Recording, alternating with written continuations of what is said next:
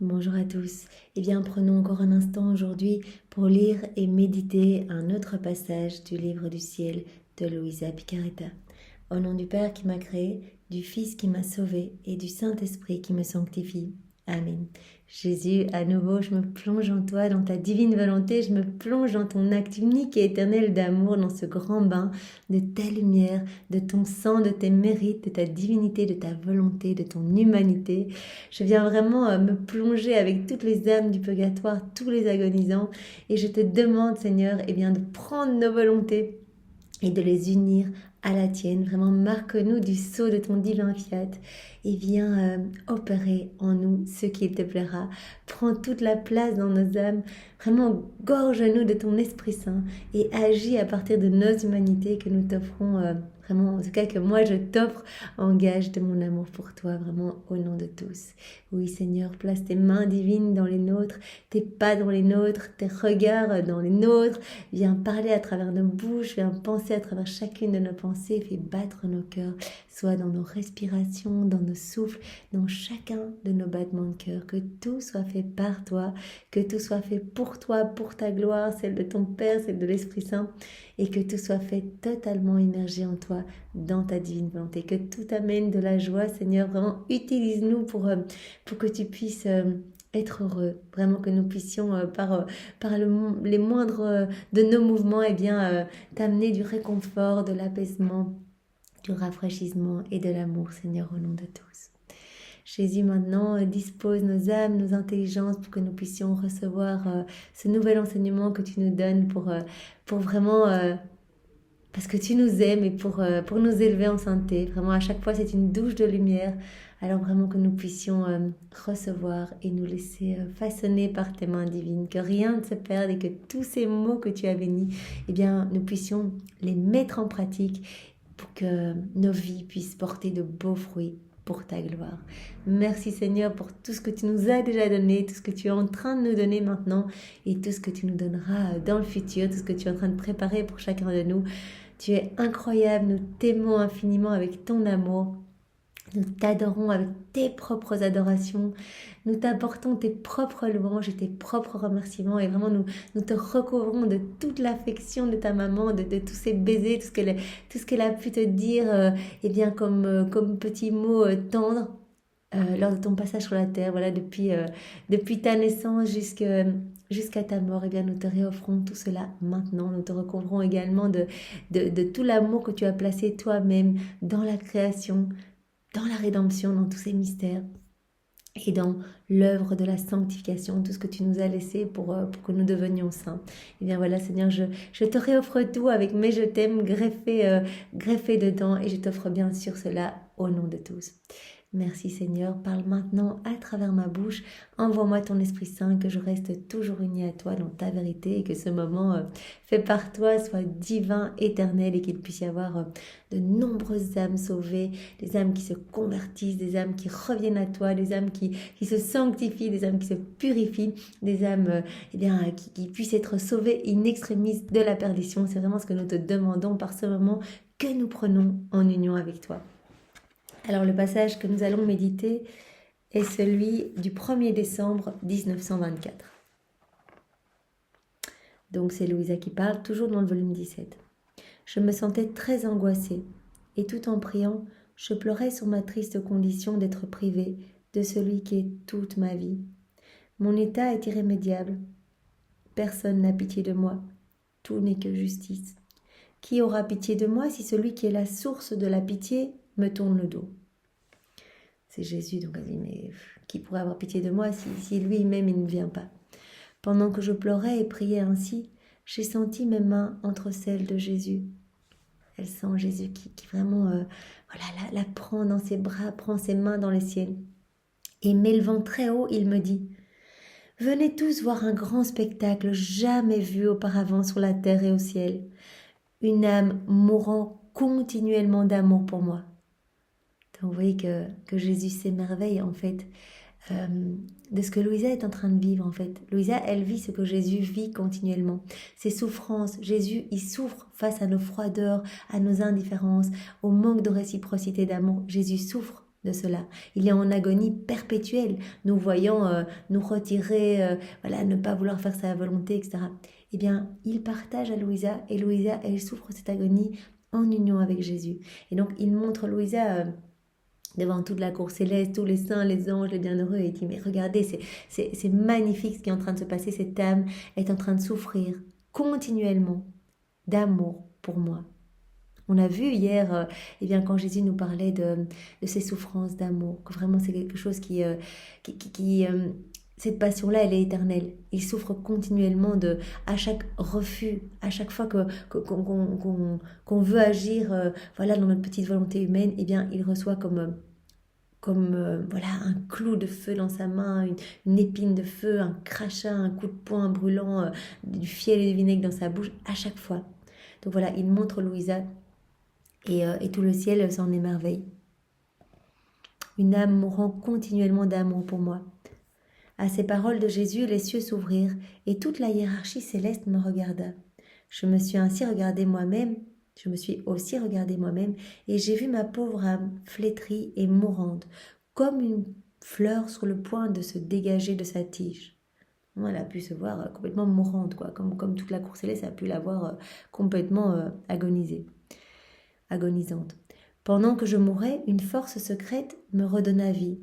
Oh, c'est peut-être la justice de Dieu qui me punit avec raison.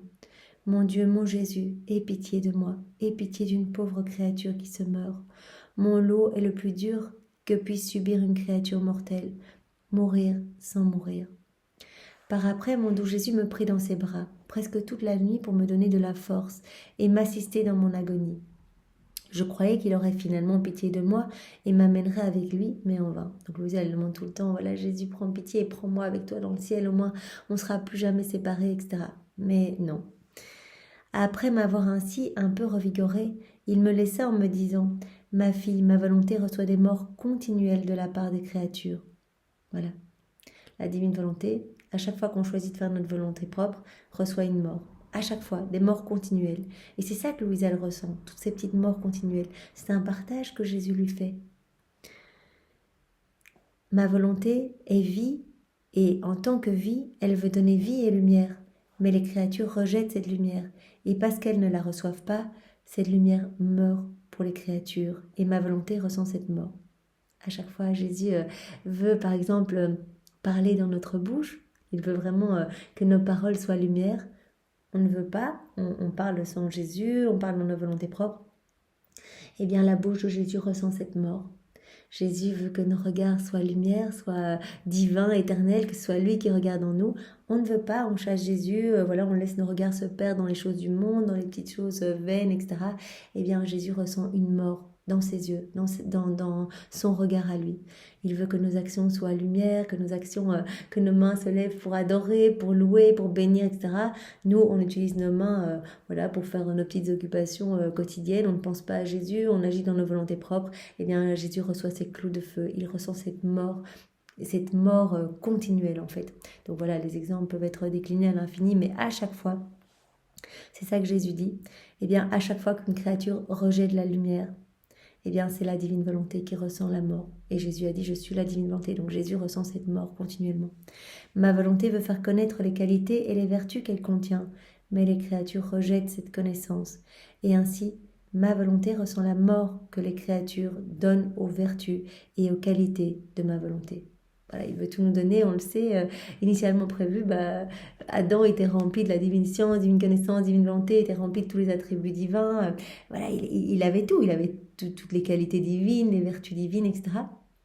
Et voilà, quand il a quitté la divine volonté, eh bien, il a quelque part, c'est fini, il s'est mis en rupture avec la divine volonté, et nous, eh bien, voilà, nous rejetons dans nos actions, nous rejetons tout, puisque nous agissons dans nos volontés propres. Et donc, cela cause une mort à chaque fois.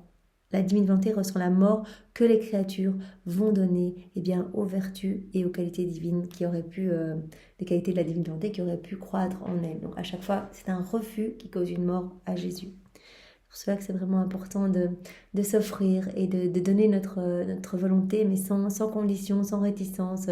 Vraiment la donner de tout notre cœur, l'offrir et dire Jésus, tu as le plein pouvoir sur ma vie. Maintenant, c'est toi qui prends les commandes de mon existence. Je ne veux plus aucun droit sur moi-même. C'est toi qui as tous les droits sur ma vie. Agis et vraiment restaure mon âme et rends-la belle vraiment pour qu'elle puisse te plaire. Pareillement, si ma volonté veut donner de l'amour et que cet amour n'est pas reçu, elle ressent la mort donnée à l'amour. Voilà, chaque fois que Jésus veut nous donner de l'amour, mais tout le temps, à chaque seconde, tout dans la création est manifestation de l'amour divin. À chaque fois qu'on n'y prête pas attention, qu'on ne remercie pas, qu'on ne loue pas, qu'on n'accepte pas cet amour, eh bien c'est une mort que l'amour de Jésus ressent. Si elle veut donner de la sainteté ou des grâces, elle sent la mort que les créatures donnent à la sainteté et aux grâces qu'elle veut accorder. Voilà, Jésus est là, les bras chargés de cadeaux, chargés de bénédictions, de grâces. Si nous n'en voulons pas parce que nos cœurs sont trop froids et fermés, eh bien c'est une mort que nous donnons à ces grâces et à cette sainteté. Ainsi, une mort continuelle est infligée à ma volonté pour les bienfaits qu'elle veut offrir. Ce qu'elle veut offrir et qu'on refuse, cela cause une mort à Jésus. Qu'elle refuse, donc que la créature refuse. Ne ressens-tu pas la mort continuelle que subit ma volonté ? Parce que tu vis en elle, il est comme naturel que tu ressentes ces morts et que tu vives dans un état continuel d'agonie. Jésus, c'est normal, tu es immergé dans ma divine volonté, donc c'est normal que tu partages toutes les allégresses, les joies divines, et vraiment, tu as tout, en fait, il y a tout dans la divine volonté, donc tout est pour toi, tu es la propriétaire de tout mon royaume, tous les actes que j'ai accomplis lors de mon passage sur la terre, eh bien, tout est en toi, tu en es la dépositaire, mais c'est normal que tu sois aussi la dépositaire de toutes ces souffrances, de toutes ces petites morts continuelles, de cette agonie que vit ma divine volonté dans les cœurs, cette agonie continuelle. En entendant cela, je lui dis « Jésus, mon amour, les choses ne me semblent pas ainsi. C'est la privation de toi qui me tue, qui m'enlève la vie sans me faire mourir. » Vous allez dire « Mais non, c'est pas quelque chose que tu me partages, c'est vraiment parce que je suis en manque de toi. » Jésus me répondit « C'est en partie la privation de moi, et en partie ma volonté, qui te tenant absorbé en elle, te fait participer à ses peines. » Donc c'est vraiment intéressant.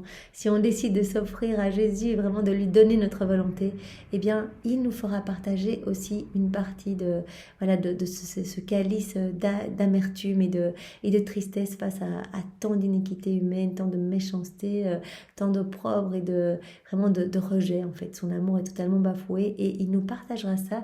Et petit à petit, eh bien, on va ressentir vraiment de la tristesse quand des personnes ne veulent rien entendre de Jésus ou des écrits du ciel, ou des personnes ont des attitudes irrespectueuses, par exemple à la messe, eh bien on va vraiment ressentir de la tristesse dans notre cœur. Et je pense que c'est Jésus qui est triste en nous, qui nous partage en fait ses tristesses, puisque dans la divine volonté, eh bien il s'installe en nous, c'est Jésus qui vit en nous. Eh bien voilà, tout ce qu'il ressent, on va le ressentir aussi. Donc voilà, je pense vraiment que c'est important que nous soyons là pour apporter du réconfort, de l'amour et du soulagement à notre Jésus. Ma fille, la vraie vie dans ma volonté implique que la créature qui vit en elle partage les peines qui me sont infligées par les créatures. Voilà, donc le Seigneur veut vraiment tout nous partager. Et Seigneur, nous sommes là pour recevoir. Nous te redonnons notre oui, que nous immergions dans ta divine volonté pour que vraiment il soit immuable, qu'il soit marqué vraiment du sceau de ton immutabilité. Et que nous soyons tout à toi, Seigneur. Que nous puissions être pour toi, des sentinelles d'amour. Que nous puissions nous placer entre toi et les hommes. Et voilà, si nous voyons des choses qui t'offensent, qui sont laides et déplaisantes, eh bien, donne-nous cette grâce de pouvoir les reprendre. Directement, aiguise notre conscience, que nous puissions les reprendre, les plonger dans ta divine volonté, les refaire, vraiment les renouveler, les réparer et t'offrir, tout refait comme autant d'actes de louange, d'amour et d'adoration. Permets-nous vraiment d'être ces petits amis entre le ciel et la terre, pour que tu puisses ne recevoir que de l'amour et de la gloire, Seigneur. Merci, Seigneur, pour ce bel enseignement. Sois loué, béni et glorifié dans ta divine volonté. Au nom du Père et du Fils et du Saint-Esprit. Amen. Soyez tous bénis. Au revoir.